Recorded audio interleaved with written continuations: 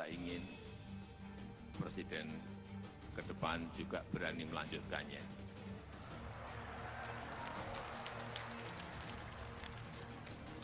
Tidak gampang ciut nyali, tidak gentar, demi kepentingan bangsa, demi kepentingan negara. Dan saya sangat senang sekali tadi Ketua Umum Ibu Megawati Soekarno Putri menyampaikan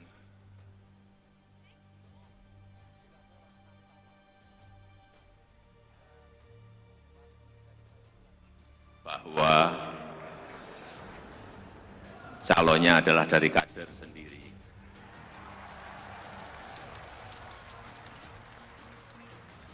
Dan yang saya senang, mohon maaf Bu Mega,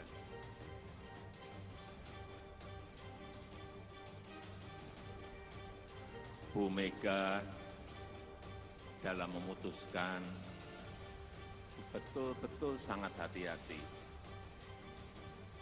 betul-betul tenang dan tidak gerusa-gerusu seperti yang lain-lainnya.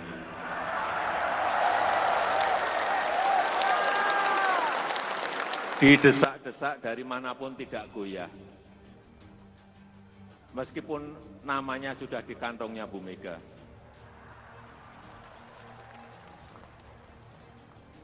Kita semuanya sabar menunggu yang akan nanti beliau sampaikan tentunya pada saatnya dengan perhitungan-perhitungan dan kalkulasi-kalkulasi yang telah dibuat oleh Ketua Umum Ibu Hajah Megawati Soekarno Putri. Saya rasa itu yang ingin saya sampaikan. Sekali lagi, selamat ulang tahun ke-50 PDI Perjuangan. Pernyataan Ganjar yang siap maju sebagai capres mengejutkan banyak orang, terutama Anies Baswedan. Sebelumnya, Anies selalu besar kepala. Itu karena dia menganggap belum ada lawan di arena Pilpres 2024. Dalam setiap survei, posisinya memang hanya nomor 3, tapi potensi menangnya sangat besar dengan syarat lawannya adalah Prabowo. Saat itu Ganjar belum menunjukkan sikap yang jelas. Elit PDIP juga banyak yang memusuhinya. Sedangkan Anies sudah jelas didukung Nasdem, Demokrat, dan PKS juga sudah dalam penjajakan. Anies sudah menang selangkah. Jika lawan Anies adalah Prabowo, maka ia akan menang dengan mudah. Prabowo sudah umur, apalagi dia sudah jadi bagian dari gerbong Jokowi. Namanya kurang menarik di kelompok sebelah. Anies beda. Ini orang adalah idola kelompok sebelah. Dia juga disebut sebagai antitesis Jokowi. Lengkap sudah narasi perlawanan di kelompok sebelah. Anies adalah simbol perlawanan. Mendukung Anies berarti menyalakan kembali kobaran semangat mereka untuk mengambil alih peranan. Kelompok ini bisa disebut sebagai ex-HTI dan ex-FPI. Anasir jahat yang selama ini merasa telah disingkirkan oleh Jokowi. Kali ini tentu mereka akan berjuang sepenuh hati agar bisa hidup kembali. Di kelompok sebelah, suara mereka bulat mendukung Anies. Ibarat kata, Anies ini tinggal menggalang dukungan dari kelompok nasionalis. Oleh sebab itu, dia terus berlagak toleran, peduli pada minoritas, minta dukungan gereja-gereja. Tujuannya agar tercipta kesan bahwa dia ingin merangkul segenap kalangan. Sebab dukungan kelompok sebelah saja tidak cukup untuk memenangkannya. Tapi mimpi Anies buyar ketika tiba-tiba Ganjar memutuskan masuk ke dalam gelanggang. Sebelumnya Ganjar selalu menghindar ketika ditanya soal Pilpres. Dia tegak lurus dan hormat pada keputusan partainya. Selama itu pula orang-orang menunggu. Partai-partai lain juga menunggu. Mereka tidak mungkin bergerak jika Ganjar masih menutup diri.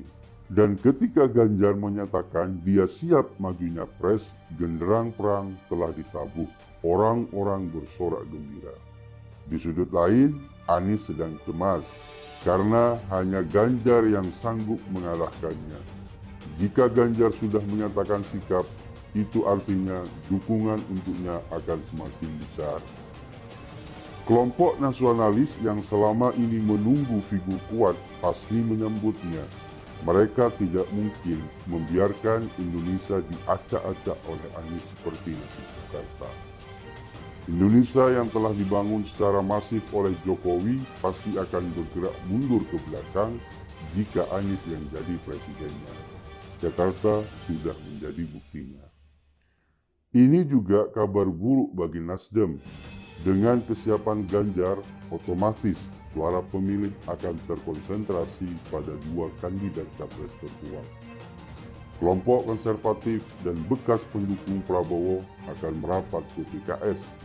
Sementara pemilih nasionalis yang dulu mendukung Nasdem pasti banyak berkurang.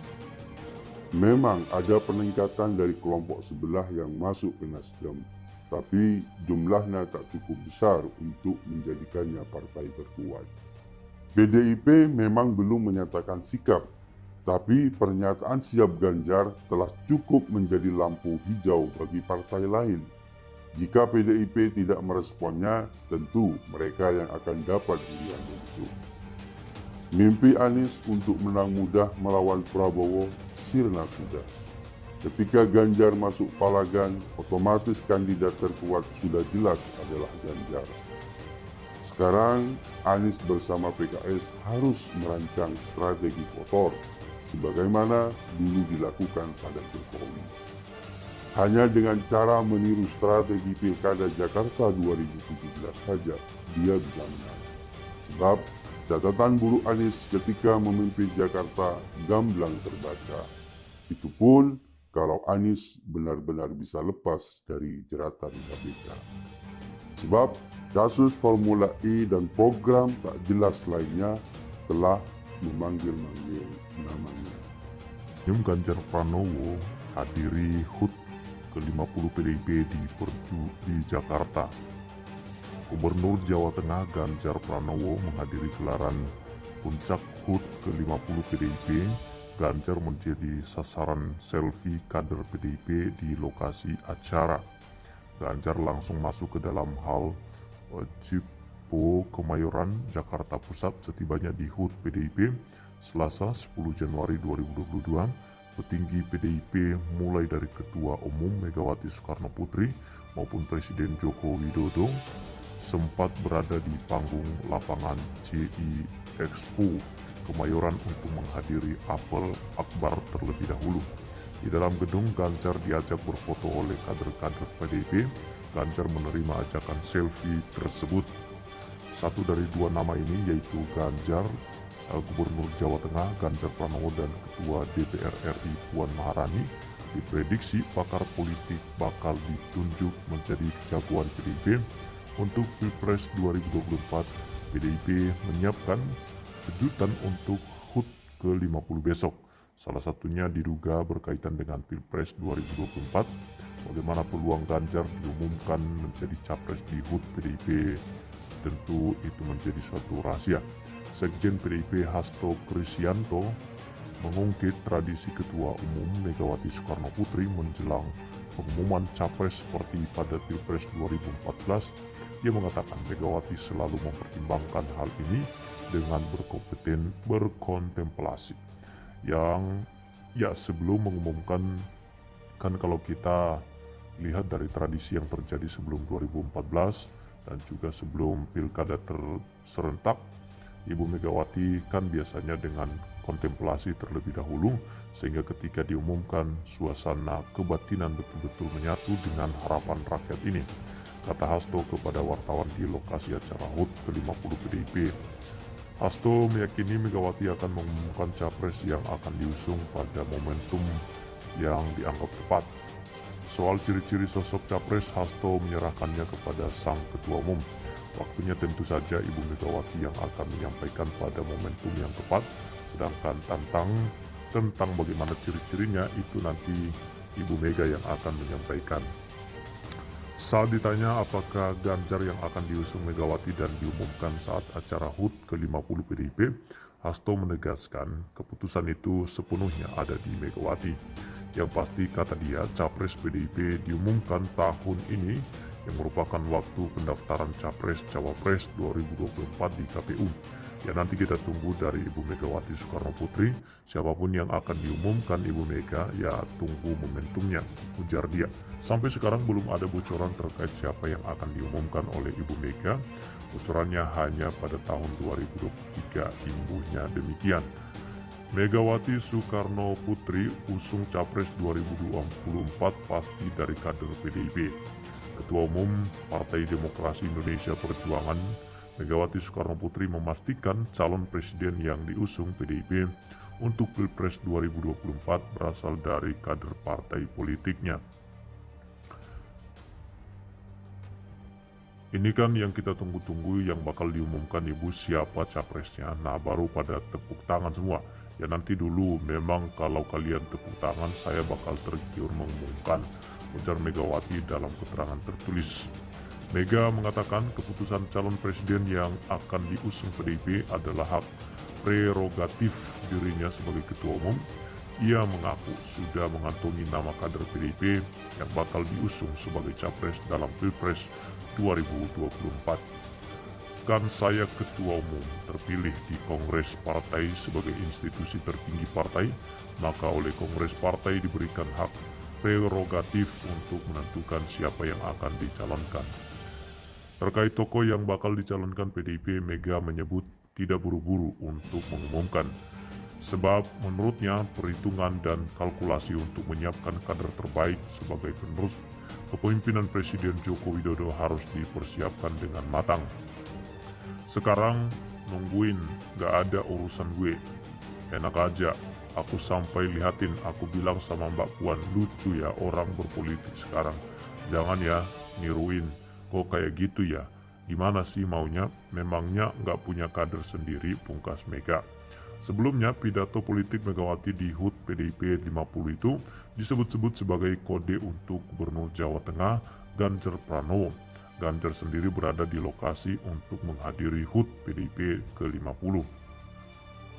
Oke, luar biasa ya. Jadi teman-teman, kita harapkan nanti akan ada kader partai yang top lah untuk membangun bangsa ini. Jangan kepada orang yang membenturkan anak bangsa karena politik identitas dan lain sebagainya. Tapi biarlah orang yang akan diusung, yang akan memimpin bangsa ini adalah orang yang berkompeten, dapat bekerja dan telah membuktikan kepiawaiannya untuk memimpin bangsa ini. Baik, terima kasih teman-teman. Silakan tulis tanggapan Anda ya di kolom komentar yang tersedia.